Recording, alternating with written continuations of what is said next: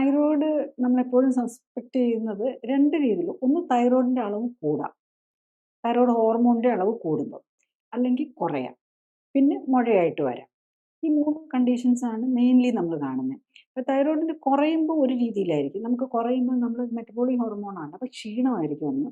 പിന്നെ വണ്ണം വെക്കുന്ന പോലെ തോന്നും. അതായത് നമ്മുടെ എനർജി യൂസേജ് നടക്കുന്നില്ല. അതെല്ലാം പോയി ഫാറ്റായിട്ട് മാറും. നമുക്ക് ക്ഷീണം തോന്നുമ്പോൾ നമ്മൾ കൂടുതൽ ഭക്ഷണം കഴിക്കും. ഇതെല്ലാം നമ്മൾ പോയി ഫാറ്റായിട്ട് മാറും. അതാണ് ഒരു ഇത് വരുന്നത്. വെയിറ്റ് കൂടുക, ക്ഷീണം വരിക. പിന്നെ തണുപ്പ് തണുപ്പ് ടോളറേറ്റ് ചെയ്യാനുള്ള ഒരു ബുദ്ധിമുട്ട് വരും. അതാണ് ഹൈപ്പോയുടെ ഒരു മേജർ കാര്യം.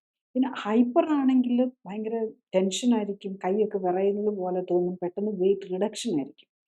അത് വേറൊരു കണ്ടീഷനാണ്. ഹൈപ്പർ തൈറോയിഡിസം നമ്മൾ ഗ്രേവ്സ് ഡിസീസ് എന്ന് പറയുന്നത് ഒരു ഓട്ടോ ഇമ്മ്യൂൺ ഡിസീസാണ്. അതുപോലെ സാധാരണ നമ്മളിവിടെ കൂടുതലായിട്ട് കാണുന്ന ഹൈപ്പോ തൈറോയിഡിസവും ഹാഷിമോട്ടോസ് തൈറോയിഡൈറ്റിസ് എന്ന് പറയുന്നു. ഇത് രണ്ടും ഓട്ടോ ഇമ്മ്യൂൺ ഡിസീസാണ്. നമ്മുടെ ഇമ്മ്യൂൺ സിസ്റ്റം തെറ്റുകയാണ് ചെയ്യുന്നത്. നമ്മുടെ ഇമ്മ്യൂൺ സിസ്റ്റം തെറ്റി നമ്മുടെ തൈറോയിഡിനെ അറ്റാക്ക് ചെയ്യുക.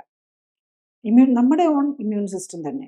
അപ്പം നമുക്ക് അതിൻ്റെയും പരിഹാരം അത് ഹൈപ്പർ തൈറോയിഡിസത്തിനാണെങ്കിൽ വീണ്ടും തൈറോയിഡിനെ എടുത്ത് കളയുക, അല്ലെങ്കിൽ റേഡിയോ അയോഡിൻ കൊടുത്ത് തൈറോയിഡിനെ ഡിസ്ട്രോയ് ചെയ്യുക, ഇതൊക്കെയാണ് ചെയ്യുന്നത്. പക്ഷെ അതിന് പകരം ഇന്ന് ഹൈപ്പർ തൈറോയിഡിസത്തിനാണെങ്കിൽ മരുന്നുണ്ട് തൈറോയിഡിൻ്റെ അളവ് കുറയ്ക്കാനായിട്ട്. മരുന്ന് മാത്രം കഴിച്ചിട്ട് കാര്യമില്ല.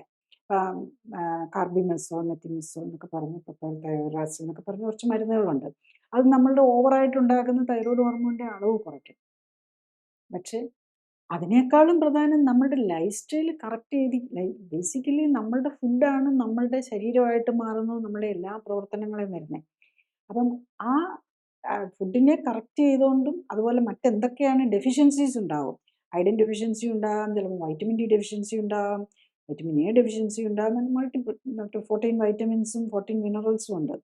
ഇതിൽ ഏതിൻ്റെയെങ്കിലുമൊക്കെ ഡെഫിഷ്യൻസി അല്ലെങ്കിൽ എക്സസ് ആകാം. അതുപോലെ തന്നെ നമ്മൾ പണ്ട് ഗോയിറ്ററായിരുന്നു. ഇന്നിപ്പം നമ്മൾ ഏറ്റവും കൂടുതൽ കാണുന്ന ഹൈപ്പോ തൈറോയിഡിസമാണ്, ഹാഷിമോട്ടോസ് തൈറോയിഡൈറ്റിസ്. അപ്പം നമ്മളുടെ ഈ അയഡിനൈസേഷൻ ഓഫ് സോഡിയം സോൾട്ട് വന്നപ്പം ഈ അയഡിന് നമ്മൾ ഓവറായിട്ട് സോൾട്ട് കഴിച്ച് അയഡിനേറ്റഡ് സോൾട്ട് കഴിക്കുന്നതാണ് ഒരു റീസൺ എന്നും പറയുന്നത് ഇപ്പം ഇത്രയധികം ഹാഷിമോട്ടോസ് തൈറോയിഡൈറ്റിസ് വരുന്നത്. കാരണം പല മരുന്നുകളും ഉണ്ട്, അമിയോഡറോൺ എന്നൊക്കെ പറഞ്ഞ മരുന്നുകൾ.